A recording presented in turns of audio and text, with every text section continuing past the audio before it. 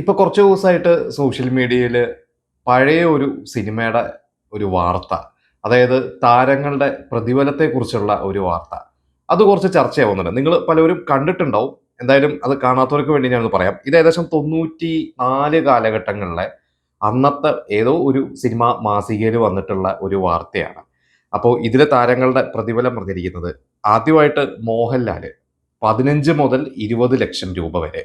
പിന്നെ മമ്മൂട്ടി 15 ലക്ഷം, സുരേഷ് ഗോപി 12 ലക്ഷം.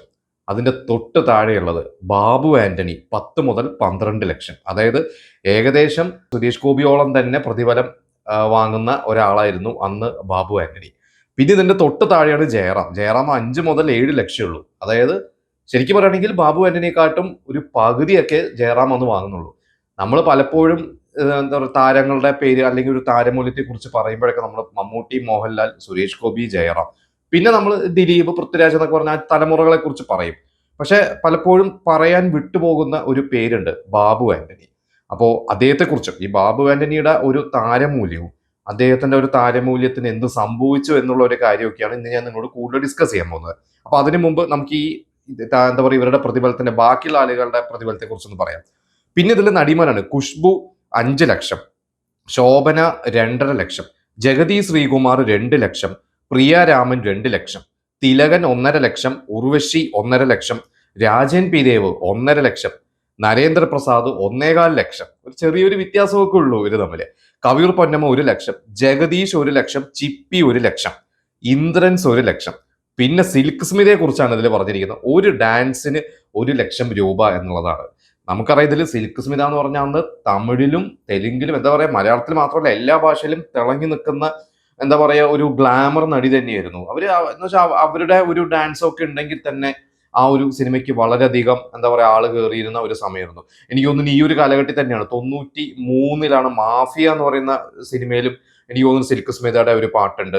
നാടോടിയില് നമ്മളെല്ലാവരും കണ്ടിട്ടുണ്ടോ, ജുംബ ജുംബ എന്ന് പറയുന്ന ലാലേട്ടന്റെ ഒക്കെ ഒരു പാട്ടൊക്കെ ഉണ്ട്. അത് ഈ പറയുന്ന പോലെ തന്നെ സിൽക്ക് സ്മിതയാണ് അതിൽ ഡാൻസ് ചെയ്തിരിക്കുന്നത്. അപ്പൊ ഇതൊക്കെ സിൽക്ക് സ്മിതയുടെ അന്നൊരു മാർക്കറ്റിംഗ് ഒരു തന്ത്രമായിട്ട് തന്നെയാണ് ഇവരൊക്കെ കൊണ്ടുവന്നത്. പക്ഷെ അത് കൂടാതെ ഇവര് ഒരുപാട് നല്ല ക്യാരക്ടറുകൾ നമ്മളെ തുമ്പോളി കടപ്പുറം പോലത്തെ സിനിമകളിലൊക്കെ ഇവർ അഭിനയിച്ചിട്ടുണ്ട്. അപ്പോൾ ഇപ്പൊ ഈ പറഞ്ഞ പോലെ ജഗതി ശ്രീകുമാറൊക്കെ അന്ന് 1 ലക്ഷം എന്നൊക്കെ പറയണത് പിന്നീട് അതൊക്കെ ഒരു ദിവസം 1 ലക്ഷമൊക്കെ മാറിയിട്ടുണ്ട്. പക്ഷെ ഇത് 90-കളിൽ ഇതൊരു വലിയൊരു റെമ്യൂണറേഷൻ തന്നെയാണ്. അപ്പൊ എന്തായാലും അന്നും ഇന്നും പറയുകയാണെങ്കിൽ മോഹൻലാൽ തന്നെയാണ് ഒരു ടോപ്പ് എന്ന് പറയുന്നത്. എനിക്ക് തോന്നുന്നു അതില് മോഹൻലാലിന് ഒരു മാറ്റമൊന്നും സംഭവിച്ചിട്ടില്ല. പിന്നെ ബാബു ആന്റണിയുടെ, അപ്പൊ നമുക്ക് ഈ ഒരു ബാബു ആന്റണിയെ കുറിച്ചുള്ള ഒരു ചർച്ചയെ കുറിച്ച് പറയുകയാണെങ്കിൽ, ബാബു ആന്റണി ശരിക്ക് അതുവരെ മലയാള സിനിമയിൽ കാണാത്ത തരത്തിലുള്ള ഒരു ബോഡി, ശരിക്കും പറയുകയാണെങ്കിൽ ഒരു ഫിസിക്കായിരുന്നു, ഒരു ആക്ഷൻ ഹീറോ.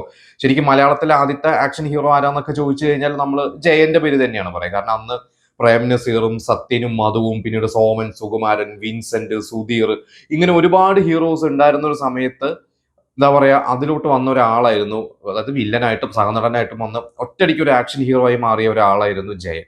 കാരണം ജയൻ ഇവർക്കൊന്നും ഇല്ലാത്തൊരു സ്പെഷ്യാലിറ്റി എന്ന് പറയുന്നത്, ജയൻ ഓഫ് കോഴ്സ് നന്നായിട്ട് അഭിനയിക്കുന്ന ഒരു വ്യക്തി തന്നെ. അദ്ദേഹത്തിൻ്റെതായ ഒരു ശൈലിയും ഡയലോഗ് പ്രസന്റേഷനും ഒക്കെ കൊണ്ടുവന്നെങ്കിൽ കൂടിയും ജയന്റെ ബോഡി, നമുക്കറിയാം ശരപ്പഞ്ചനം എന്ന സിനിമയിലൊക്കെ കുതിരേനൊക്കെ കുളിപ്പിക്കുന്ന ആ ഒരു രംഗം, ജയന്റെ ഒരു ബോഡി എന്ന് പറയുന്നത് മറ്റ് നടന്മാർക്കൊന്നും ഇല്ലാത്ത തരത്തിലുള്ള ഒരു ഫിസിക്ക് തന്നെയായിരുന്നു. അന്ന് ഹോളിവുഡ് സിനിമകളൊക്കെ ആയിരുന്നു കൂടുതലും, എന്താ പറയാ, മലയാളി ഓഡിയൻസിനൊക്കെ ഇതുപോലെ തന്നെ ഒരു ഭയങ്കര ഒരു ലുക്കൊക്കെ ഉള്ള ഒരു നടന്മാരെ കണ്ടിരുന്നത് പുറത്തുള്ള ഭാഷയാണ്. പ്രത്യേകിച്ച് ഹോളിവുഡിലേക്ക് ആയിരിക്കില്ല അന്ന് ഏറ്റവും കൂടുതൽ ബോഡിയൊക്കെ. ഇന്ന് നമുക്കറിയാം മലയാളത്തിലൊക്കെ ഒരുപാട് നടന്മാർ, യുവ നടന്മാർ അവരുടെ ബോഡിയൊക്കെ വളരെയധികം ശ്രദ്ധിക്കുന്നുണ്ട്. അവർ ജിമ്മിലൊക്കെ പോയിട്ട് വർക്കൗട്ടൊക്കെ ചെയ്തിട്ട് നല്ല ഇതൊക്കെ തന്നെയാണ്. പക്ഷെ അന്ന് അങ്ങനെയല്ലായിരുന്നു. അപ്പോൾ അന്നൊരു ജയൻ ഉണ്ടായിരുന്നു. പക്ഷെ ജയൻ വെറും 4 വർഷമാണ് അദ്ദേഹത്തിന്റെ സ്റ്റാർഡം നിലനിന്നിരുന്നത്. അത് കഴിഞ്ഞിട്ട് ആ ഒരു സ്പേസിലോട്ട് ശരിക്കും വന്ന ഒരാൾ തന്നെയായിരുന്നു ബാബു ആന്റണി. നമുക്ക് അന്നൊരു സിനിമകളോ അല്ലെങ്കിൽ അതിന്റെ ഒരു കലാമൂല്യമോ ഒന്നും അല്ല ഞാൻ പറയുന്നത്. ആ ഒരു ലുക്ക് വൈസ് നമുക്കറിയാവുന്ന ബാബു ആന്റണിയുടെ മുടി, അതുപോലെ മുടി വളർത്തി നടക്കുന്ന അതൊരു ഫാഷനൊക്കെ ആയിരുന്നു. അപ്പൊ ബാബു ആന്റണി ശരിക്ക് നമുക്കറിയാം അദ്ദേഹത്തിന്റെ ഭരതന്റെ കണ്ടെത്തലായിരുന്നു. അതായത് ബാബു ആന്റണി തന്നെ പറഞ്ഞിട്ട് അദ്ദേഹം പൂനെയിൽ MBA ഒക്കെ ചെയ്യാൻ വേണ്ടി പോകുന്ന സമയത്ത് അന്ന് പൂനെ ഇൻസ്റ്റിറ്റ്യൂട്ടിൽ പഠിച്ചിരുന്ന പിന്നീട് പ്രഗത്ഭരായ മോഹൻ എന്നൊക്കെ പറയുന്ന ക്യാമറാമാനെ പോലെയുള്ള ഒരുപാട് സുഹൃത്തുക്കൾ അദ്ദേഹത്തിന് ഉണ്ടായിരുന്നു. അപ്പോൾ സിനിമയോടുള്ള ഒരു പാഷൻ തുടങ്ങുന്നതൊക്കെ ഇവരുടെ കൂടെയൊക്കെ നടന്നിട്ടാണ്. പൂനെ ഇൻസ്റ്റിറ്റ്യൂട്ടിലൊക്കെ പോയിട്ട് അന്ന് സമയം സ്പെൻഡ് ചെയ്തിരുന്നു. പിന്നീട് അഭിനയ മോഹമൊക്കെ വന്ന സമയത്താണ് ഭരതന്റെ അടുത്ത് പോയിട്ട് ചാൻസ് ചോദിച്ചത്. അപ്പോൾ അന്ന് ഭരതന്റെ അടുത്ത് പോയിട്ട് ചാൻസ് ചോദിച്ചപ്പോൾ ഭരതൻ എനിക്ക് തോന്നുന്നു നമ്പർ മേടിച്ചു, എന്നിട്ട് വിളിക്കാമെന്ന് പറഞ്ഞ് വിട്ടു. എന്നിട്ട് പിന്നീട് കുറച്ച് ദിവസം കഴിഞ്ഞെന്തോ വിളിച്ചു, എന്നിട്ട് പറഞ്ഞതാണ് ഒരു റോൾ ഉണ്ട്. അപ്പൊ ശരിക്കും ഭരതന്റെ ആദ്യം ബാബു തന്നെ അഭിനയിച്ച സിനിമ എന്ന് പറയുന്നത് ചിലമ്പ് എന്ന് പറയുന്ന ഒരു സിനിമയാണ്. ചിലമ്പിൽ ശോഭനയും റഹ്മാനൊക്കെ അഭിനയിച്ച ഒരു നല്ലൊരു സിനിമ തന്നെയായിരുന്നു. ചിലമ്പാണ് അഭിനയിച്ചെങ്കിലും വൈശാലിയിലേക്ക് വേണ്ടി, നമുക്കറിയാം വൈശാലി എന്ന് പറയുന്ന ആ ഒരു സിനിമയിലെ ആ ഒരു രാജാവിന്റെ, അതായത് ലോമപദൻ എന്ന് പറയുന്ന ഒരു രാജാവിന്റെ റോള്, അത് ഭരതൻ എല്ലാ കഥാപാത്രങ്ങളും ഓൾറെഡി ഒന്ന് സ്കെച്ച് വരച്ചു വെച്ചിരുന്നു. ആ സ്കെച്ച് വരച്ചു വെച്ച് ആ ലുക്കുള്ള ഒരു നടനെ തേടി നടക്കുമായിരുന്നു. അപ്പോഴാണ് ബാബുവിന്റെ മുന്നിൽ എത്തുന്നത്. പക്ഷേ വൈശാലി എന്ന് പറഞ്ഞ സിനിമ ഒരുപാട് വൈകി. ആ സമയത്ത് തന്നെ ചിലമ്പ് എന്ന് പറയുന്ന ഒരു സിനിമയിലേക്കും കൂടി ബാബു എന്നെ ഇൻട്രൊഡ്യൂസ് ചെയ്തു. ആ ചിലമ്പിൽ അതുവരെ കാണാത്ത തരത്തിലുള്ള ഒരു നെഗറ്റീവ് ടച്ചുള്ള ഒരു വില്ലനെയാണ് ഭരതൻ ബാബുവിനോട് നമ്മൾ കാണിച്ചു തന്നത്. പിന്നെ മിഴുനീർ പൂക്കൾ എന്ന് പറയുന്ന ഒരു സിനിമയുണ്ട്. അതിൽ ചെറിയൊരു വേഷത്തിലാണ് ബാബു എന്നെ അന്ന് അഭിനയിച്ചിട്ടുള്ളത്. ഇത് കഴിഞ്ഞിട്ട് പിന്നീട് ഫാസിലിന്റെ പൂവിന് പുതിയ പൂന്തെന്നൽ, എനിക്ക് തോന്നുന്നു ബാബു ആന്റണി എന്ന് പറയുന്ന ഒരു നടനെ അടയാളപ്പെടുത്തിയ ഒരു സിനിമ തന്നെയായിരുന്നു പൂവിന് പുതിയ പൂന്തെന്നൽ. കാരണം ആ ഒരു സിനിമയിൽ ശരിക്ക് അധികം ഡയലോഗുകളൊന്നും ബാബു ആന്റണിക്കില്ല.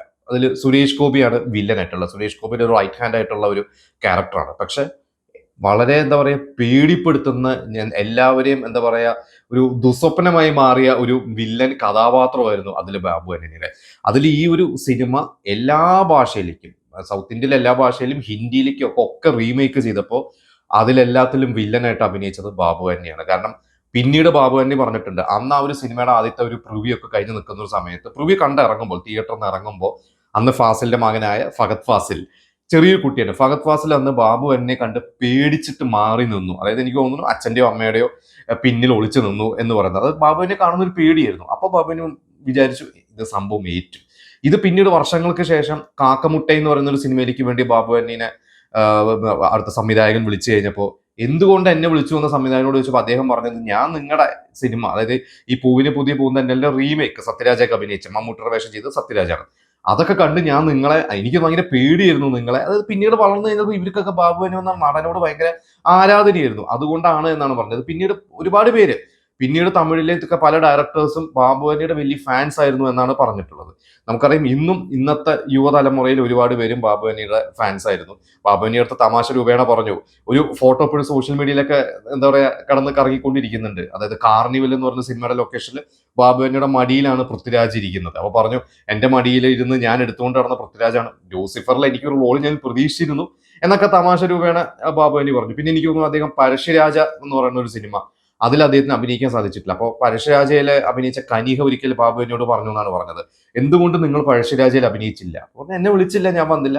അപ്പോൾ ബാബുവിനെ എന്നും ആഗ്രഹിക്കുന്ന അതുപോലത്തെ നല്ല മാർഷൽ ആർട്സും അല്ലെങ്കിൽ അതുപോലത്തെ ഭയങ്കര എന്താ പെർഫോം ചെയ്യാൻ പറ്റിയ, ഫിസിക്കലി പെർഫോം ചെയ്യാൻ പറ്റിയ ഒരുപാട് റോളുകൾ ബാബുവിനെ തേടുന്നുണ്ട് എന്ന് അദ്ദേഹം തന്നെ പറയാറുണ്ട്.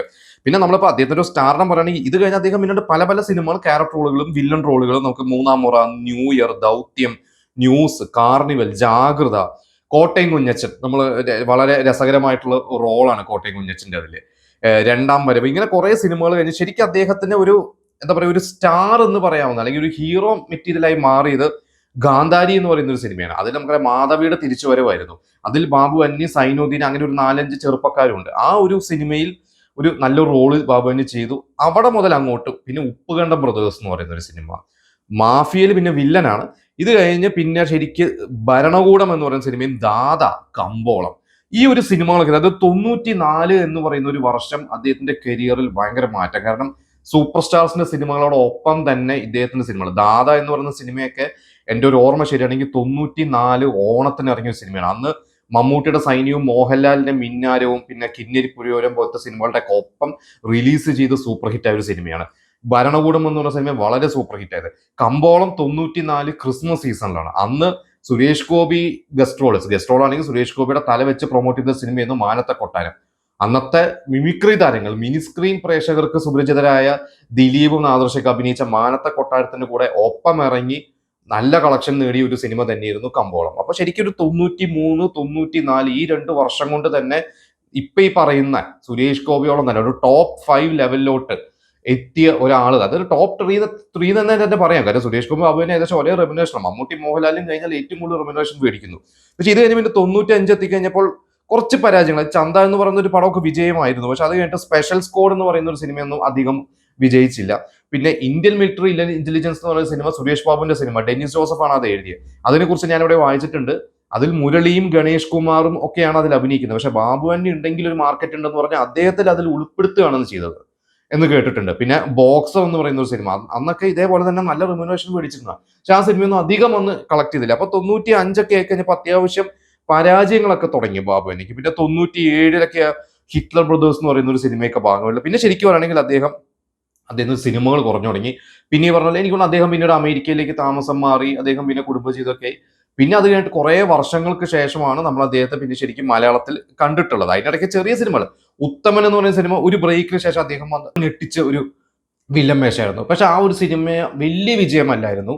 അതുകൊണ്ട് ബാബു എനിക്ക് ആ ഒരു സിനിമ വലിയ ഗുണം ചെയ്തിട്ടില്ല. എന്തായാലും അത് കഴിഞ്ഞിട്ട് പിന്നീട് അദ്ദേഹത്തെ എന്താ പറയാ കുറച്ച് ഏജ്ഡ് ആയ ശേഷമാണ് അദ്ദേഹത്തെ നമ്മൾ കണ്ടിട്ടുള്ളത്. ഇപ്പൊ റീസെന്റ് ആയിട്ട് ഇപ്പൊ നമ്മൾ RDX എന്ന് പറയുന്ന ഒരു സിനിമയൊക്കെ നമ്മൾ കണ്ടു. RDXൽ അവസാനം ബാബു ആന്റണി വന്നിട്ട് ഒരു സീനിൽ പെർഫോം ചെയ്യുമ്പോൾ തന്നെ എല്ലാവരും കൈയടിച്ചാണ്. എന്നിട്ട് നമ്മളെല്ലാവരും പ്രതീക്ഷിച്ചു ബാബു ആന്റണിനെ കുറച്ച് കൂടുതൽ സീൻസ് ഉണ്ടാവും എന്നുള്ളതൊക്കെ നമ്മൾ പ്രതീക്ഷിച്ചിരുന്നു.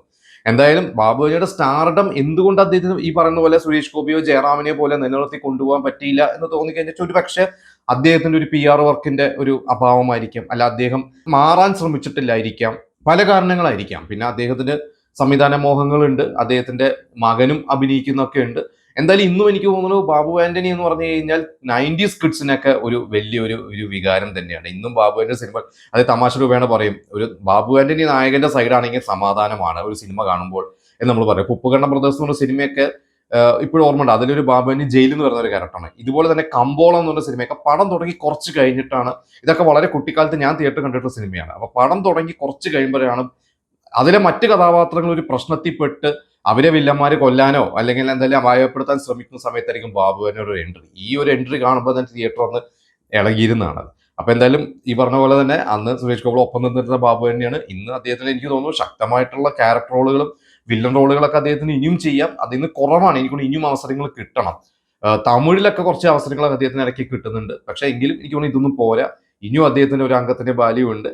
അപ്പോൾ അന്നത്തെ ബാബു ആന്റണിയുടെ ഒരു ഓർമ്മകളും കാര്യങ്ങളൊക്കെ നിങ്ങൾക്ക് അറിയുമെങ്കിൽ നിങ്ങൾ പറയാം. പിന്നെ ഈ പറഞ്ഞ അദ്ദേഹത്തിന്റെ ഒരു സ്റ്റാർഡം എന്തുകൊണ്ട് അദ്ദേഹത്തിന് നിലനിർത്താൻ പറ്റിയില്ല എന്നുള്ളത് എൻ്റെ ഒപ്പീനിയൻ ഞാൻ പറഞ്ഞു. നിങ്ങളുടെ ഒപ്പീനിയൻ നമുക്ക് ഷെയർ ചെയ്യാം.